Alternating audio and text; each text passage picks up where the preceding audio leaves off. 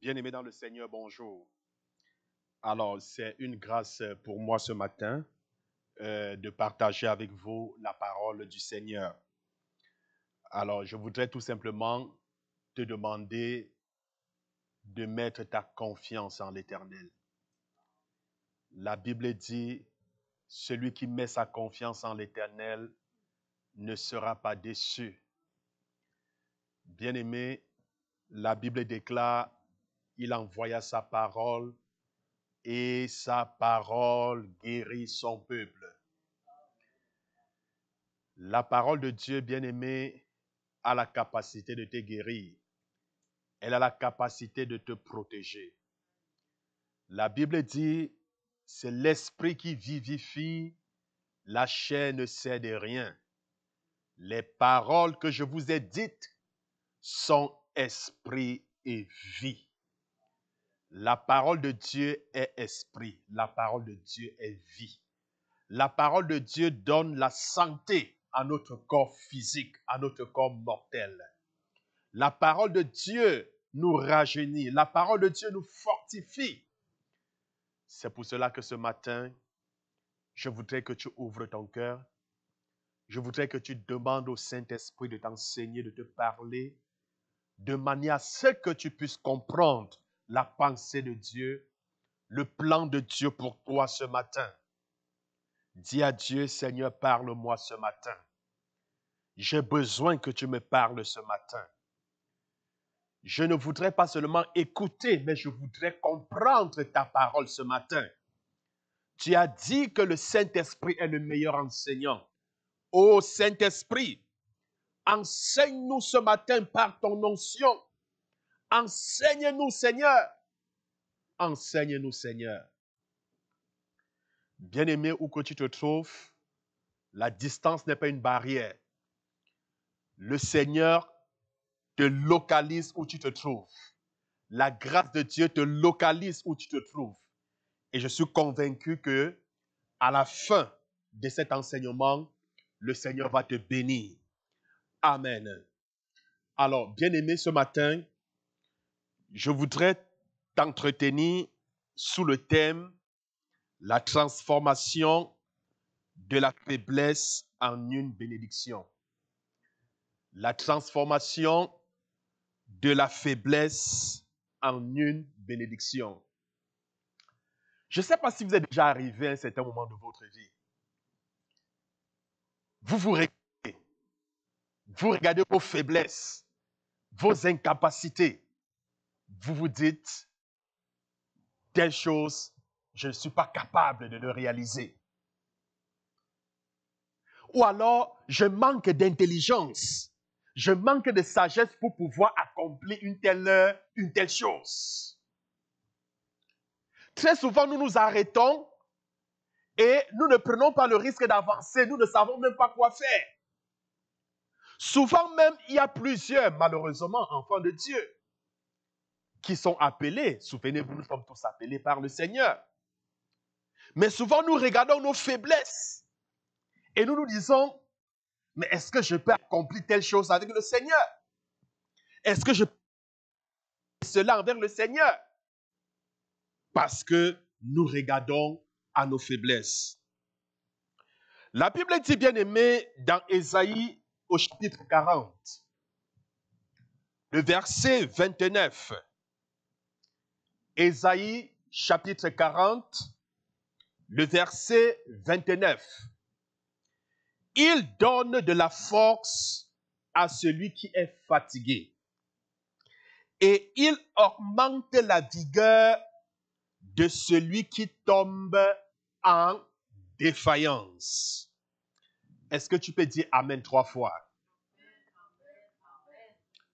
La Bible dit, le Seigneur donne la force à celui qui est fatigué et il augmente la vigueur de celui qui tombe en défaillance. Il y a une histoire que je vais d'ailleurs vous raconter où un aveugle et un infirme sont devenus des amis inséparables. Alors, quels attributs ont contribué à leur amitié? Vous allez vous poser la question, mais qu'est-ce qui a fait à ce que ces deux deviennent amis? Quels sont les attributs qui ont contribué à leur amitié? Je vais vous le dire. L'infime pouvait voir parfaitement. Il avait une très bonne vue. Je vous dirais même qu'il avait une vue d'aigle. Vous savez, l'aigle au ciel, à des milliers de pieds, aperçoit sa proie sur la terre. Est-ce que vous comprenez? Donc, à des milliers, il est capable d'apercevoir sa proie. Je vous dirais que c'est un film avec l'aigle, mais il ne pouvait pas marcher. L'aveugle avait de très puissantes jambes, mais il ne pouvait pas voir. L'infime a ainsi offert ses yeux à l'aveugle en échange pour sa mobilité. C'est ainsi donc que l'aveugle portait l'infirme sur son dos. L'infime pouvait donner des directions à l'aveugle et il pouvait l'avertir des objets dans son chemin qui pourraient le faire tomber. Leur faiblesse en quelque sorte mutuelle et leurs besoins les ont amenés ensemble pour profiter de leur force individuelle.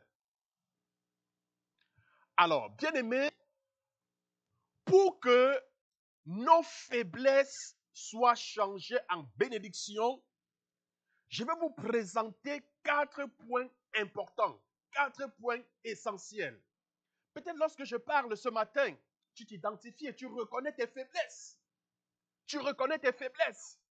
Mais laissez-moi vous dire une chose. J'ai constaté avec le Seigneur que ce ne sont pas les grands guerriers qui remportent les batailles. Amen. Ce n'est pas celui qui est fort qui domine. Est-ce que vous comprenez? Ce n'est pas celui qui est un grand athlète qui finit par remporter la course. Mais je me suis rendu compte que c'est celui qui est faible qui finit par gagner.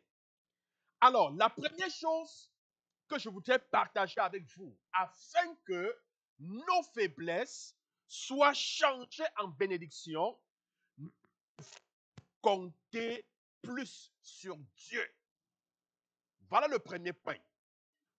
Prenons à compter beaucoup plus sur Dieu.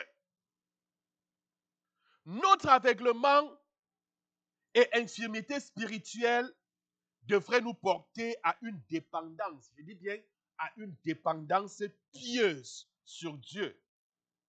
Ce faisant, sa puissance peut agir au travers de notre faiblesse. Combien de fois, dans nos faiblesses, nous avons appris à compter sur Dieu? Souvent, nous comptons sur nos propres moyens. Nous comptons sur notre propre intelligence. Nous comptons sur nos efforts. Nous comptons sur nous-mêmes. Et très souvent, quand nous comptons sur nos capacités, qu'est-ce que Dieu fait? Il croise les bras, il nous observe, il nous laisse faire. Il nous laisse faire. Alors, il y a l'auteur d'un hymne. Un hymne. Il a dit ceci d'une façon merveilleuse. C'est une chanson, un hymne. Il dit, sa puissance s'accomplit dans la faiblesse. Sa puissance s'accomplit dans la faiblesse. Sa force n'est pas pour les forts. Est-ce que quelqu'un peut dire, la force de Dieu n'est pas pour les forts? Mais sa force, c'est pour les faibles. Est-ce que je peux entendre Amen? Il donne plus de force aux forts dans la course. Il donne plus de force, je vais dire aux faibles, dans la course. C'est plus aux faibles, c'est plus à celui-là qui est faible que le Seigneur donne plus de force. Et non à celui-là qui est fort, mais c'est plutôt aux faibles. Les faiblesses personnelles qui nous indique notre manque de talent ou de puissance pour être un chrétien accompli, un leader, pour accomplir, et je ne sais pas, le plan de Dieu pour nous devrait nous porter à tourner nos cœurs vers Dieu dans la prière. Je dis bien nos faiblesses personnelles qui nous portent, je dis bien, qui nous portent, n'est-ce pas, et qui indiquent notre manque à devenir ce que Dieu veut que nous soyons, accomplir le plan de Dieu. Alors cela devrait nous porter à Dieu dans la prière. Cela devrait nous amener à chercher Dieu dans la prière et quelquefois même dans le jeûne. C'est lorsque nous nous sentons faibles qu'on s'approche de Dieu. C'est en ce moment-là qu'on cherche Dieu. Est-ce que vous comprenez? Mais quand vous vous sentez fort, quand vous croyez que vous pouvez compter sur vos capacités et que vous avez les moyens, vous vous approchez moins du Seigneur. Si nous répondons de cette manière, nous accomplissons sa promesse. Selon Ésaïe 40, le verset 29, il donne de la force à celui qui est fatigué et il augmente la vigueur de celui qui tombe en défaillance. L'attitude de dépendance sur Dieu attire son attention et il nous vient en aide. Je répète, l'attitude de dépendance sur Dieu attire son attention et il vient vers nous. Quand nous avons une attitude de dépendance, ceci attire le Seigneur vers nous. Quand tu penses que tu peux faire sans Dieu, quand tu penses que tu peux faire avec tes propres moyens, Dieu te laisse faire. Mais quand tu penses que tu ne peux pas faire sans Dieu, quand tu penses que sans Dieu, tu ne peux rien et que tu as besoin de lui, alors ceci attire Dieu vers toi. Cependant, il nous accorde, lorsque nous prions, lorsque nous venons à lui, dans la prière, dans le jeûne, il nous donne la force, n'est-ce pas, de pouvoir nous réaliser, de pouvoir vaincre, de pouvoir être au sommet. Donc, bien-aimés, apprenons à compter sur Dieu. Apprenons à compter sur Dieu. Ne compte pas sur ton intelligence. Ne compte pas sur tes capacités. Ne compte pas sur tes études. Ne compte pas, je ne sais pas trop. Mais apprenons à compter sur Dieu. Voilà donc le premier point. Apprends à compter sur Dieu. Ne regarde pas tes faiblesses. Peut-être tu peux dire, voilà, je n'ai pas fréquenté, voilà, je n'ai pas d'intelligence, voilà, je n'ai pas ceci. Mais même le Seigneur a dit, mais que celui qui n'a pas la sagesse, que celui qui n'a pas l'intelligence demande l'intelligence. Qu'il demande. Il donne la sagesse à tous ceux qui le lui demandent. Apprenons à compter sur Dieu. Regardez l'apôtre Pierre. Mais quand Pierre parlait, les hommes se posaient la question, mais n'est-ce pas Pierre que nous connaissons? Mais n'est-ce pas cet homme illettré? Mais il n'a fait aucune étude. Mais comment il se tient devant les docteurs, comment il se tient devant les sages? Comment il parle ainsi avec une sagesse qui ne saurait être contestée? Les gens étaient surpris. Mais justement, Dieu a transformé ses manques. Dieu a transformé ses faiblesses. Est-ce que vous comprenez? Dieu lui a donné la grâce, la sagesse pour pouvoir surmonter à tous ces manquements. Bien aimé, la deuxième chose, après avoir compté sur Dieu, il faut confesser la parole de Dieu. Confesser la parole. Ce que les psychologues appellent un complexe d'infériorité est habituellement une préoccupation charnelle de soi-même. Donc, on appelle très souvent complexe d'infériorité, c'est quoi? C'est une pensée, c'est une préoccupation charnelle de soi-même. Ça, c'est selon les psychologues. C'est en quelque sorte le moi. C'est le moi qui s'exprime par des paroles telles que Dieu ne pourrait jamais se servir de moi. Je prends juste un exemple. Hein? Je ne suis bon à rien. Je ne suis qu'un raté.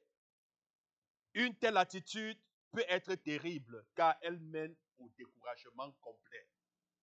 Il y a des gens qui, n'est-ce pas, sont animés par un complexe d'intériorité. Alors, ils se disent, je ne suis bon à rien, je suis un raté, je ne peux rien faire, Dieu ne pourra jamais se servir de moi.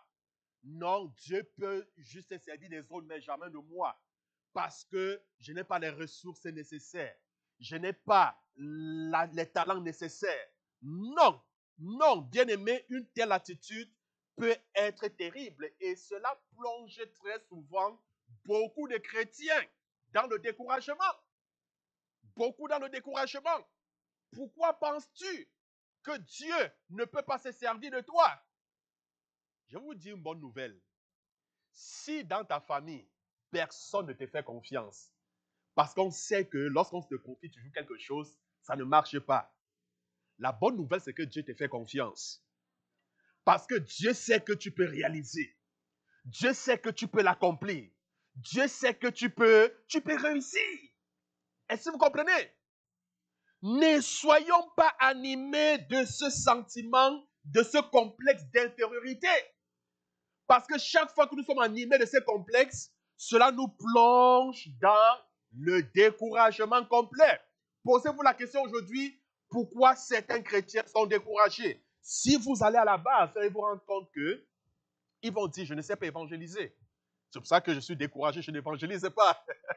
Je ne connais pas la Bible, j'ai pas étudié la Bible, je ne suis pas là. Mais non, est-ce que tu as besoin d'aller à l'école pastorale, je ne sais pas, biblique, hein, étudier la Bible pour évangéliser? Vous comprenez? Hein? Il y a un complexe d'intériorité. Peut-être Dieu même t'appelle à l'exhortation et puis tu te dis, non, comment? J'ai bien envie d'exhorter, mais je n'ai pas les moyens, je n'ai pas la capacité. Non, ne dites pas cela. Ne dites pas cela. Comptez sur Dieu. Amen. Comptez sur le Seigneur. J'ai entendu Billy Graham, l'un des grands évangélistes de notre époque, déclarer ceci. Je cite, Dieu ne peut jamais se servir d'un serviteur découragé. Dieu ne se servira jamais d'un homme découragé. Il ne se servira jamais d'un chrétien découragé. C'est vrai. Nous devons surmonter de telles attitudes par la parole de notre confession. N'oublions pas que dans Apocalypse, chapitre 12, le verset 11, la Bible dit, nous l'avons vaincu par le sang de l'agneau et par la parole de notre témoignage, par la parole de notre confession. Nous sommes plus que vainqueurs en répétant ce que la Bible déclare à notre sujet. Est-ce que tu peux dire, je suis plus que vainqueur en répétant ce que la Bible dit à mon sujet? Bien évidemment, bien-aimés, nous devenons plus que vainqueurs en répétant ce que la Bible déclare à notre sujet. Dans Philippiens chapitre 4, le verset 13, la Bible dit, je puis tout par celui qui me fortifie. Je puis tout malgré mes faiblesses, quelles que soient mes faiblesses, quelles que soient mes limites, je suis capable de tout accomplir par Dieu, celui-là qui me fortifie. Parce que Dieu me fortifie, il n'y a aucune limite, il n'y a aucune faiblesse, il n'y a rien qui puisse m'empêcher d'accomplir sa volonté. Si quelqu'un a compris, qu'il dise Amen.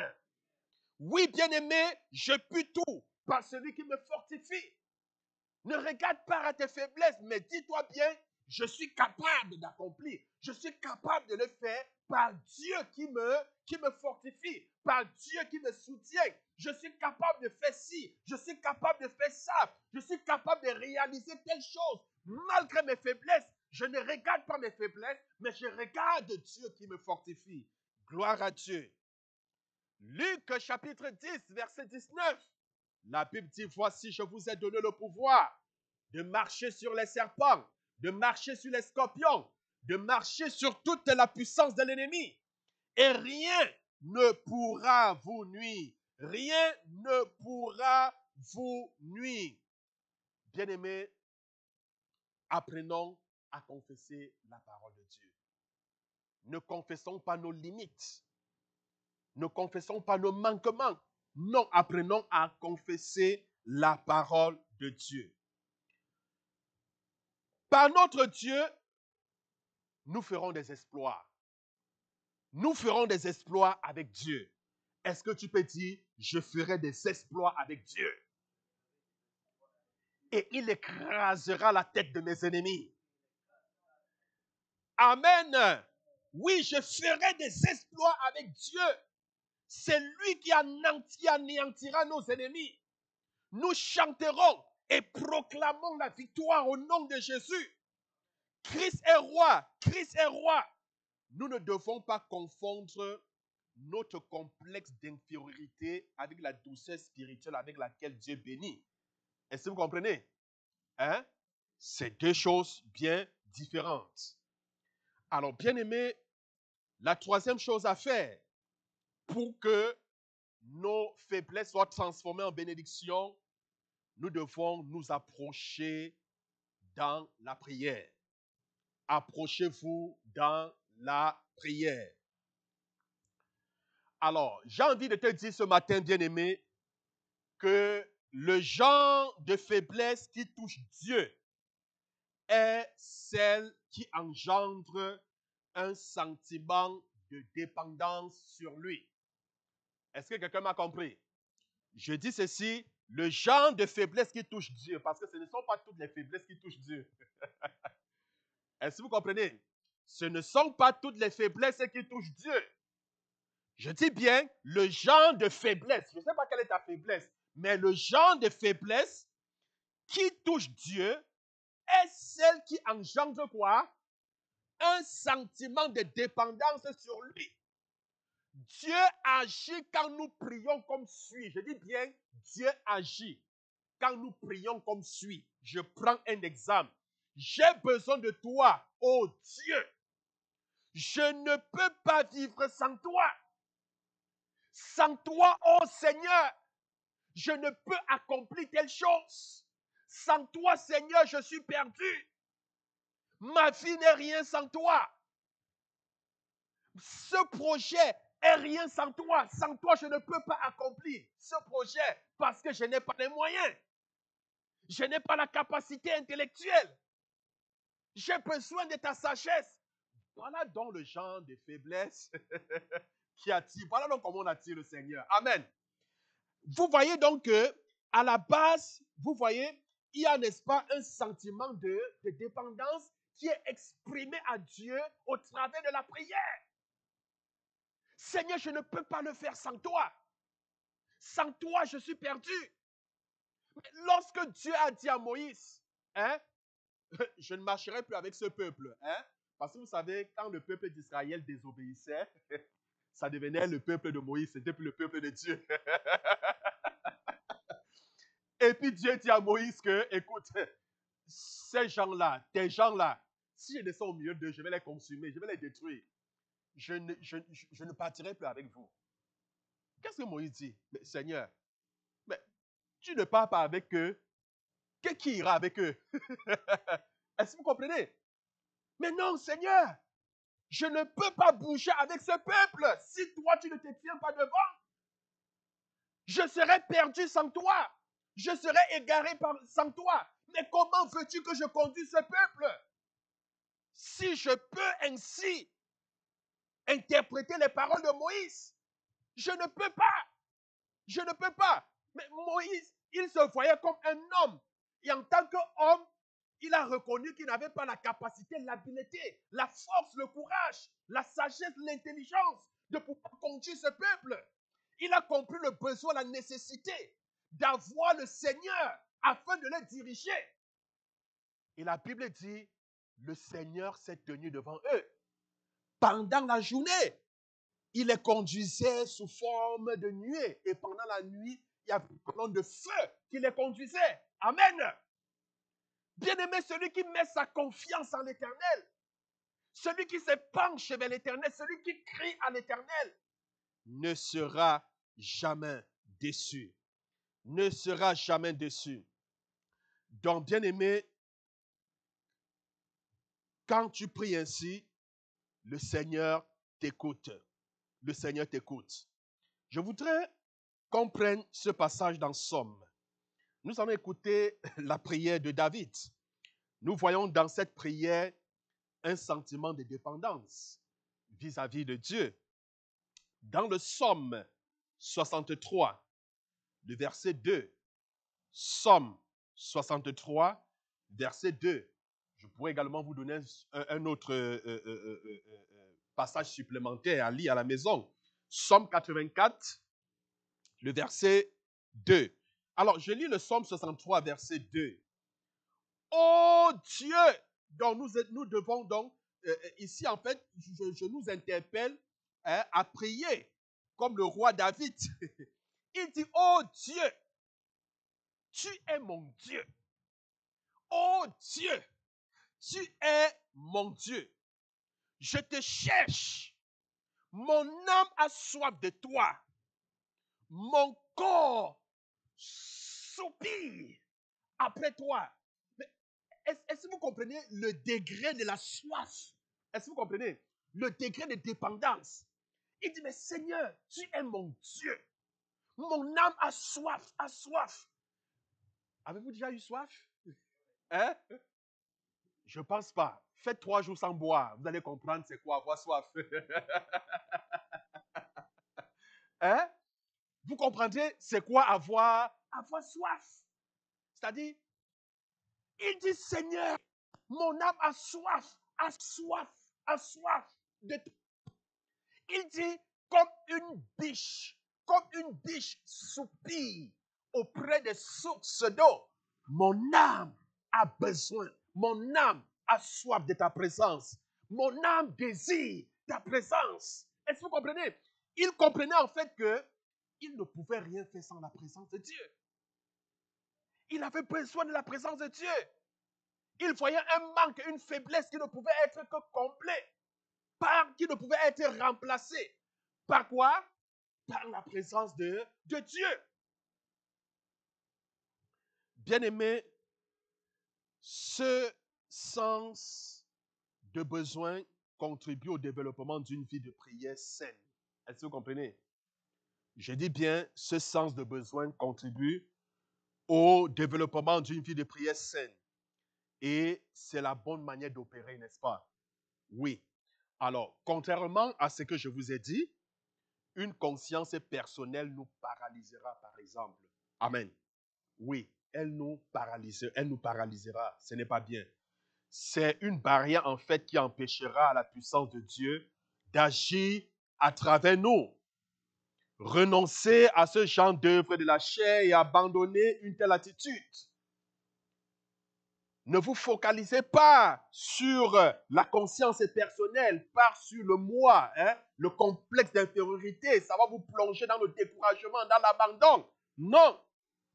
N'ayez pas de telle attitude.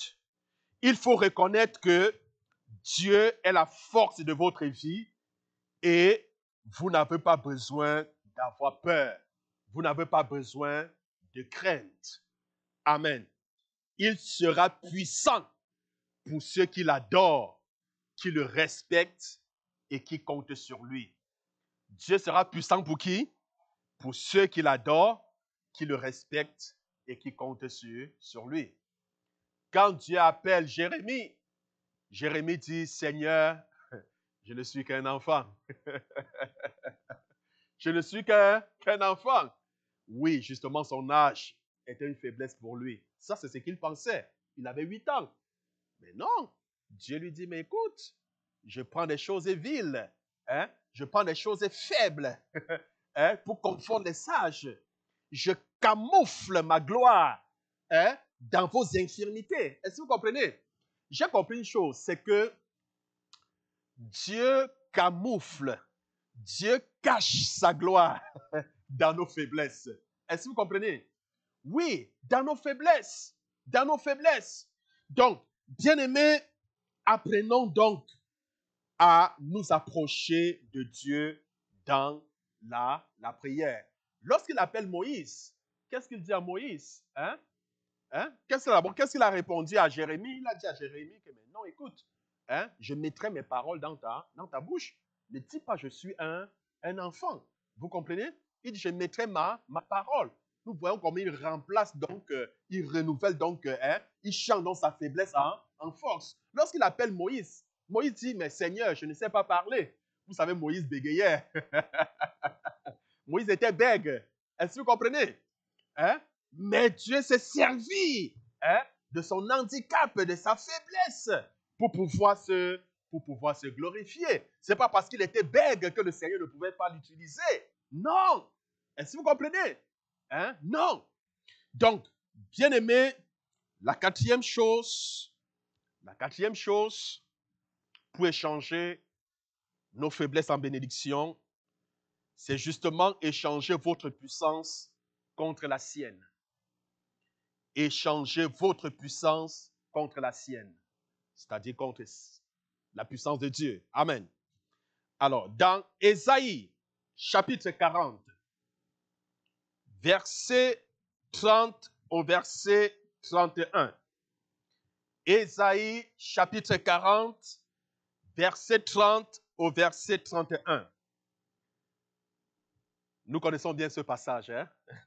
On a l'habitude de le citer. Les adolescents se fatiguent et se lassent, et les jeunes hommes chancellent. Mais ceux qui se confient en l'Éternel renouvellent leur force. Soulignez, renouvellent leur force. Les adolescents se fatiguent et se lassent. Es-tu fatigué? Es-tu accablé? Beaucoup se fatiguent, beaucoup se lassent. Beaucoup chancellent, mais la Bible dit, ceux qui mettent leur confiance en l'Éternel, bien qu'ils soient fatigués, bien qu'ils chancellent, bien que les choses sont difficiles, le Seigneur fait comment? Il renouvelle leur force. Le mot pour comprendre ces versets est renouvelle. Pour mieux comprendre ces versets, il faut comprendre le mot renouvelle. Alors, littéralement, je dis bien littéralement, ce mot signifie échanger. Renouveler, littéralement, c'est quoi? C'est échanger. Quand on renouvelle quelque chose, ça veut dire on change, littéralement. Amen. Cela veut dire qu'à mesure, je dis bien, écoutez bien, si donc nous comprenons que renouveler veut dire échanger, cela veut dire quoi? Cela veut dire qu'à mesure que nous attendons à Dieu, notre propre force nous est ôtée pour être remplacée par sa force. Si quelqu'un avait compris, il devait dire Amen. Est-ce que quelqu'un me comprend? Il ne s'agit pas, je dis bien, il ne s'agit pas d'associer notre force à la sienne. Non, il ne s'agit pas d'associer ta force à la force de Dieu. Dieu n'a pas besoin de ta force. Ta force est vaine. Non, il remplace. Est-ce que vous comprenez? Il remplace. Il ôte. Est-ce que vous comprenez? Il renouvelle. Nous savons, l'homme ne peut rien accomplir de par sa chair. L'homme ne peut pas accomplir, je vais dire, la volonté de Dieu par sa nature charnelle, par ses efforts, par sa sagesse, par son intelligence, par sa force. Non, l'homme n'accomplira jamais la volonté de Dieu. Est-ce que vous comprenez? Il a besoin de l'Esprit de Dieu. Il a besoin de l'onction de Dieu. C'est pour cela que Jésus a dit, l'Esprit du Seigneur est sur moi. L'Éternel Dieu m'a oint. L'Éternel m'a oint pour faire ci, pour faire ça, si je peux ainsi paraphraser. L'Éternel Dieu m'a oint, en d'autres mots, pour accomplir sa volonté. Si Jésus avait besoin de la force, l'onction de Dieu pour accomplir la mission que le Père lui avait mandatée sur la terre, à plus forte raison, vous et moi. Raison-nous.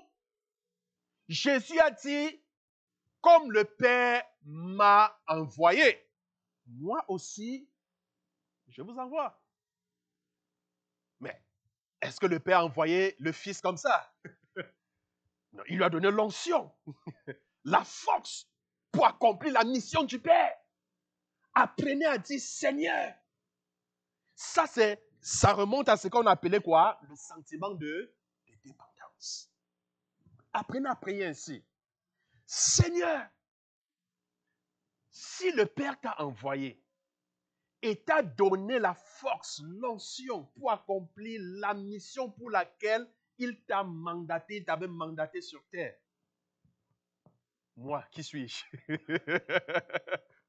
Toi qui étais Dieu, toi qui es Dieu, tu as reçu l'onction pour accomplir la mission.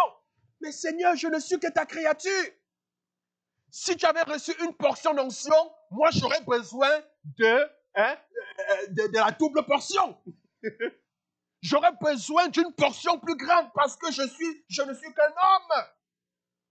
Certes, tu es venu dans une apparence charnelle, dans une apparence humaine, mais tu étais 100% homme et tu étais 100% Dieu. Mais moi, Seigneur, je ne suis qu'un homme. J'ai besoin de la double portion. Jésus lui n'a-t-il pas dit que ceux qui croiront en son nom accompliront des œuvres plus grandes que ce que lui l'a accompli? Ça, c'est ce qu'il a dit. Il a dit, Père, la gloire que tu m'as donnée, je leur ai donné. Est-ce qu'il allait au ciel avec cette gloire? Non. Il a dit, je leur ai donné. Il a donné à l'Église. Gloire à Dieu.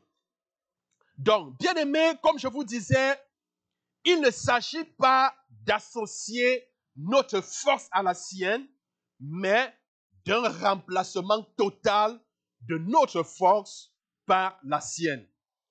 Dieu dit, je dis bien, Dieu dit, si tu es fort, je ne puis me servir de toi. Hein? Si quelqu'un est fort, Dieu ne peut pas se servir de toi. Parce que tu prétends parce que tu es fort. Est-ce que vous comprenez? Si tu es fort, je ne peux me servir de toi. Si tu peux te débrouiller tout seul, mais écoute, Dieu dit, je n'ai pas besoin tu n'as pas besoin de moi. Hein? Mais si tu penses que tu peux te débrouiller toute seule, mais Dieu va dire, mais tu n'as pas besoin de moi. Parce qu'il n'y a pas le sentiment de dépendance. Parce que tu ne dépends pas de Dieu. Or, en tant qu'enfant de Dieu, nous devons toujours dépendre de Dieu. Nous ne devons pas nous appuyer sur ce que nous avons. La Bible dit quoi? La Bible dit, oui, vous vous appuyez sur vos chars, sur vos cavaliers. Hein?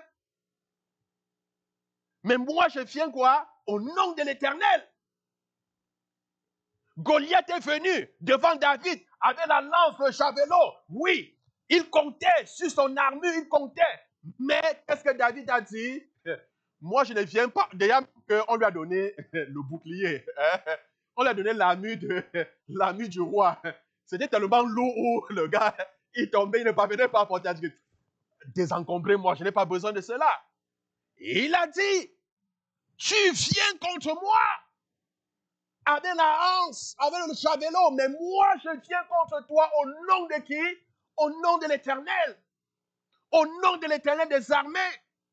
Il ne comptait pas sur l'épée, il ne comptait pas sur le bouclier qu'il avait. Non, il comptait sur qui? Il comptait sur Dieu. Et personne ne pouvait croire que David pouvait terroriser, pouvait abattre Goliath. Mais physiquement même, c'était impossible. Parce que David ne faisait pas le poids. Il ne faisait pas le poids. Mais si David venait, si la grâce, la force de Dieu n'était pas sur David, Goliath l'aurait pressé comme ça, comme on presse une orange. Est-ce que vous comprenez? Il n'aurait pas pu résister. Il n'aurait pas pu. Mais parce qu'il dépendait de Dieu, parce que la force de Dieu était en lui, et que sa force, parce que quand la force de Dieu vient, est-ce que vous comprenez? C'est pour remplacer notre force, ce n'est pas pour... non, non, non, non. Il remplace. Est-ce que vous comprenez? David pouvait ainsi affronter Goliath avec la force de Dieu. Bien-aimé, ma prière pour toi ce matin, c'est que Dieu remplace ta force par la sienne. Pendant que tu t'approches de lui au nom de Jésus. Pendant que tu pries au nom de Jésus. Afin que tu puisses terroriser, afin que tu puisses abattre ce Goliath qui se tient devant toi, ce Goliath qui est dans ta famille, ce Goliath qui est dans ton lieu de service, ce Goliath qui est dans ton entourage et qui empêche la gloire de Dieu de se répandre, ce Goliath qui est là, oui, pour empêcher l'avancement du royaume. Bien-aimé, approche-toi de Dieu et change ta puissance, ta force contre la sienne. Alors, que désire le Seigneur avant d'échanger sa force avec la nôtre? Qu'est-ce qu'il désire avant d'échanger sa force avec la nôtre? Il faut d'abord et avant tout reconnaître notre besoin. Reconnais ton besoin. Quel est ton besoin? Le roi David a écrit dans Somme au chapitre 34, le verset 7. Somme au chapitre 34, le verset 7. David dit, quand un malheureux crie, l'Éternel entend et il le sauve de toutes ses détresses. Quand un malheureux crie, l'Éternel entend et le sauve de toutes ses détresses. Asaph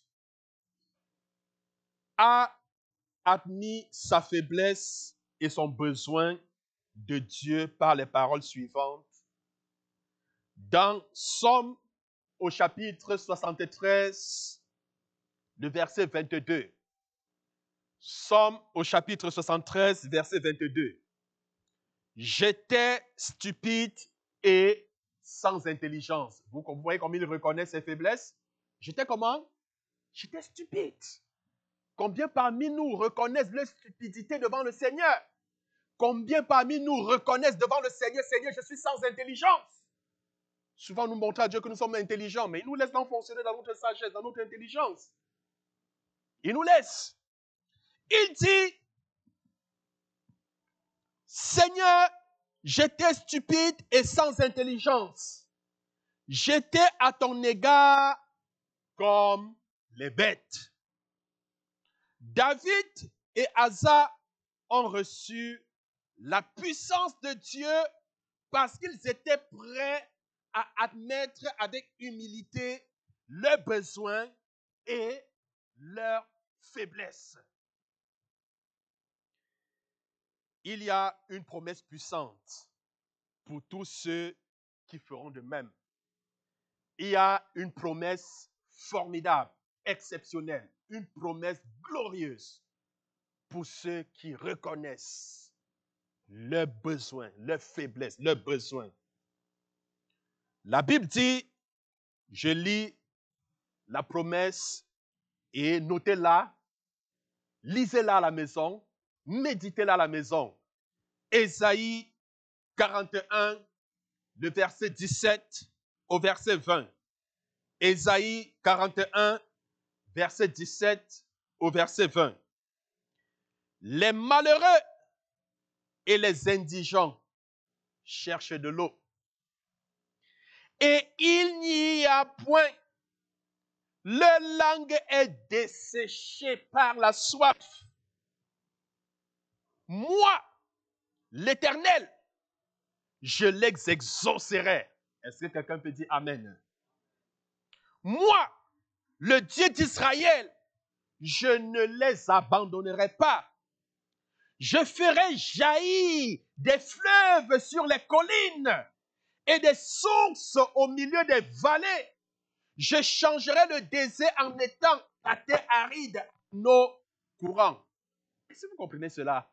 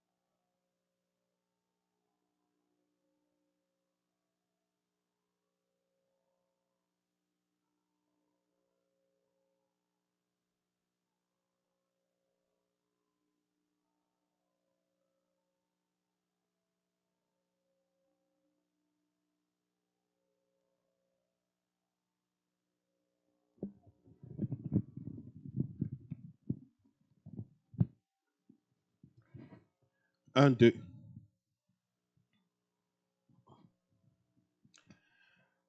Alors, bien-aimé, le Seigneur dit, je ferai jaillir des fleuves sur les collines et des sources au milieu des vallées. Je changerai le désert en étang et la terre aride en courant d'eau. Vous voyez, une terre aride, c'est une terre qui ne produit pas. Une terre dans laquelle l'eau ne pourra jamais jaillir. On ne pourra jamais avoir de l'eau dans une terre aride. Mais le Seigneur dit, sur cette terre aride, je ferai jaillir de l'eau, je ferai pousser des semences. Est-ce que vous comprenez? Je manifesterai ma gloire au travers des faiblesses. En d'autres mots, je mettrai dans le désert le cèdre, l'acacia, le myrte et l'olivier. Donc, le Seigneur, en fait, est en train de citer toutes les bénédictions qu'il fera ressortir au travers de cette faiblesse. Est-ce que quelqu'un m'a compris?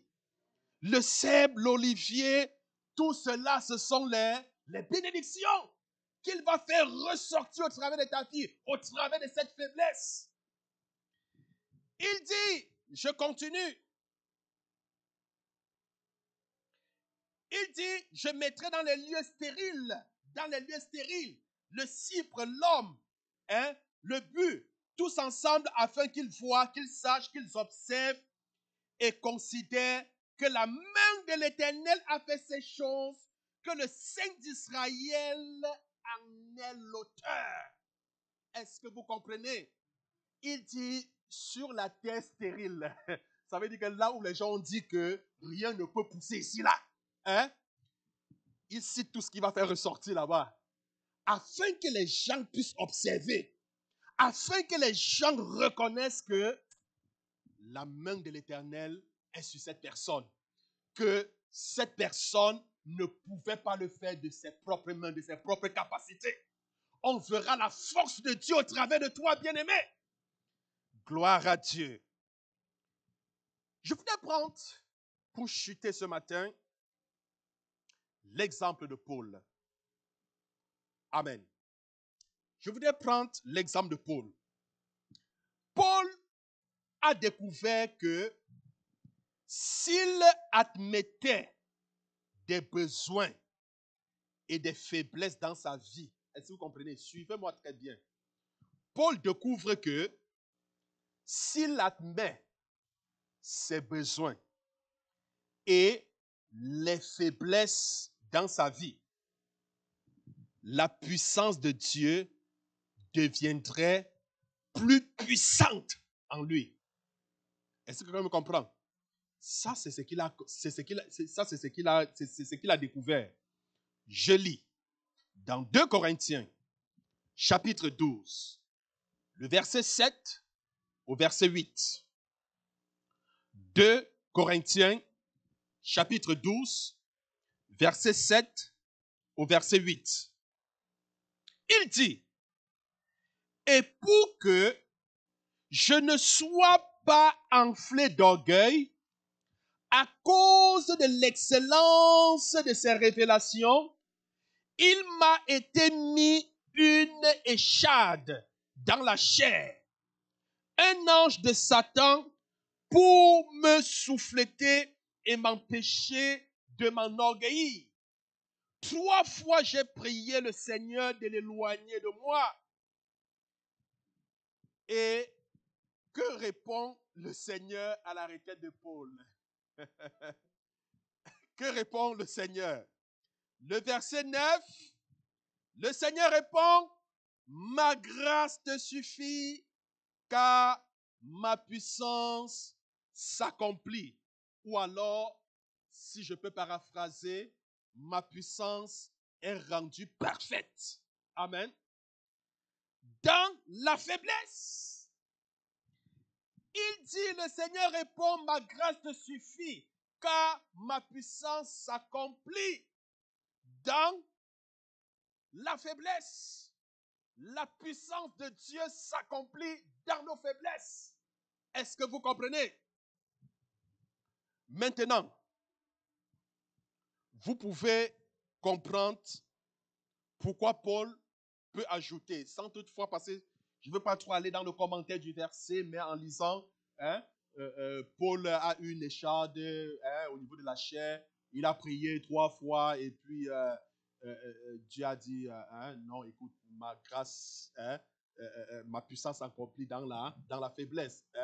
Il a compris que c'était une façon pour ne pas qu'il s'enorgueillisse à cause de toutes les révélations, de tout, comment est-ce que Dieu l'utilisait, ainsi de suite. Mais ce que nous comprenons ici, c'est quoi? Dieu lui dit, écoute, ma puissance s'accomplit dans ta faiblesse.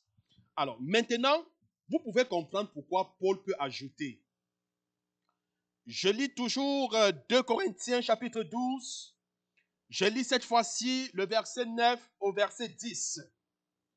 2 Corinthiens 12, verset 9 au verset 10. Je me glorifierai donc bien plus volontiers de mes faiblesses. Est-ce que vous comprenez? Il dit, je me glorifierai donc bien plus volontiers de mes faiblesses. Donc il dit qu'il se glorifie de ses faiblesses. Vous savez pourquoi il se glorifie de ses faiblesses? Mais justement parce que lorsqu'il est faible, alors il devient fort. Parce que la puissance de Dieu se glorifie au travers de ses faiblesses. Parce que la puissance de Dieu est rendue parfaite. Je dis bien rendue parfaite au travers de ses faiblesses. C'est pour cela qu'il dit, je me glorifie donc bien plus volontiers de mes faiblesses, afin que la puissance de Christ repose sur moi. Il a compris que lorsqu'il était faible, c'est à ce moment que la puissance de Dieu pouvait agir au travers de lui. Je continue. C'est pourquoi je me plais dans les faiblesses.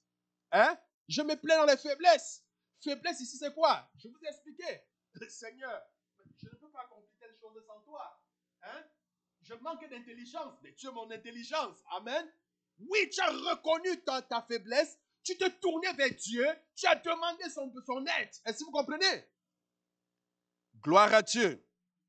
C'est pourquoi je me plais dans les faiblesses, dans les outrages. Je me plais dans les calamités. Je me plais dans les persécutions. Je me plais dans les détresses. Pour Christ. Je dis bien pour qui? Pour Christ. Car quand je suis faible, c'est alors que je suis fort. Est-ce que quelqu'un peut dire Amen 3 fois? Oui, quand je suis faible, c'est alors que je suis fort. Bien-aimé, c'est le principe selon lequel opère la puissance de l'Évangile.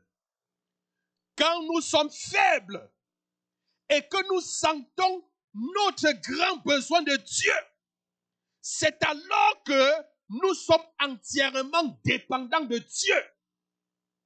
Bien évidemment, ceci nous porte à passer beaucoup de temps dans la prière. Le résultat, c'est quoi? Nous sommes forts. Nous sommes forts. Gloire à Dieu. Bien-aimé, je voudrais que tu baisses ta tête et que tu parles au Seigneur ce matin. Je t'ai donné ce matin, selon la pensée, la volonté de Dieu, les 4 points afin de changer nos faiblesses en bénédiction. Tu dois compter beaucoup sur Dieu. Tu dois confesser la parole. Tu dois t'approcher vers Dieu par la prière. Tu dois échanger ta force contre la sienne. Je voudrais, le plus grand travail, c'est lorsque tu arrives à la maison, médite encore sur cet enseignement, examine-toi, examine-toi. Quelles sont tes faiblesses?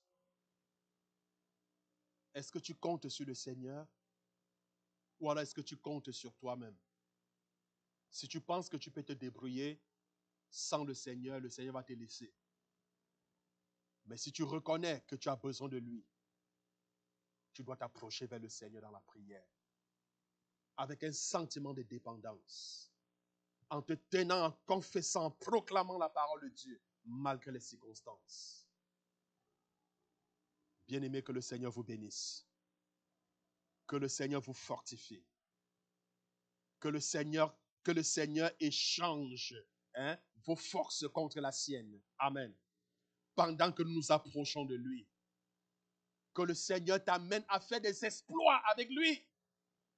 Et il écrasera certainement la tête de nos ennemis. Je nous souhaite à tous un bon dimanche. Shalom, shalom. Je ne sais pas si le pasteur a quelque chose.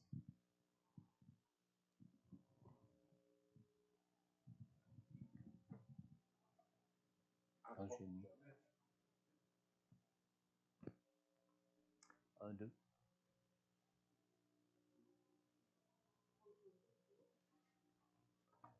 Un, deux, un, deux.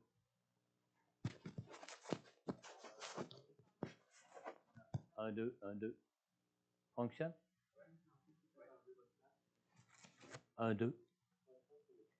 Amen. Amen. Merci, Pasteur Corneille, pour ce partage du message de Dieu ce matin. J'aimerais juste peut-être ajouter que peut-être là où tu te trouves, tu te sens faible, tu te sens seul, tu te sens vraiment dans la faiblesse et tu te sens vraiment comme impuissant.